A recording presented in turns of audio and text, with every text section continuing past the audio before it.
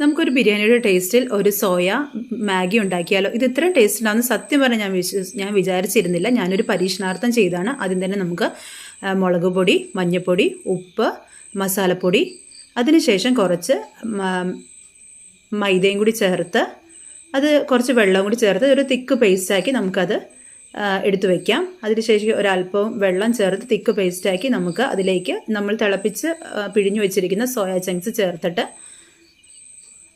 നമുക്കിതൊന്ന് നല്ല രീതിയിൽ ഇതൊന്ന് ഫ്രൈ ചെയ്തെടുക്കാം.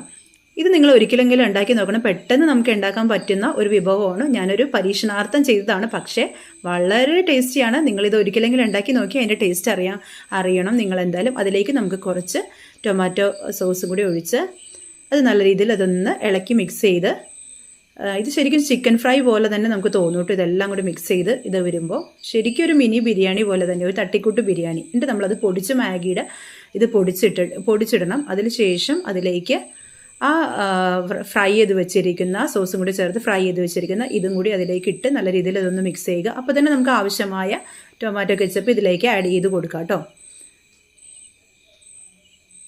ആവശ്യത്തിനുള്ളത് നമുക്കിതിലേക്ക് ഒഴിച്ചു കൊടുക്കാം. അതിൻ്റെ ടേസ്റ്റ് നോക്കി നിങ്ങൾ അത് ഒഴിച്ച് കൊടുക്കണം.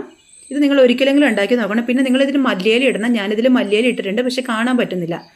കെച്ചപ്പ് ആവശ്യത്തിനുള്ളത് ഒഴിച്ച് നമുക്കിത് മിക്സ് ചെയ്യാം. അപ്പോൾ തന്നെ നമ്മൾ ഇതിൻ്റെ മാഗിയുടെ പൊടിയും കൂടി ഇട്ട് ഇതൊന്ന് ഇളക്കി മിക്സ് ചെയ്ത് വന്നാൽ നമ്മുടെ ശരിക്കും ഒരു ബിരിയാണിയുടെ സെയിം ടേസ്റ്റ്, ഈ സോയ ചങ്ക്സ് ഒക്കെ ശരിക്കും ഒരു ചിക്കൻ കഴിക്കുന്ന കറക്റ്റ് ടേസ്റ്റാണ്. നിങ്ങൾ ഒരിക്കലും നിങ്ങൾ ഇത് ഉണ്ടാക്കി നോക്കണം.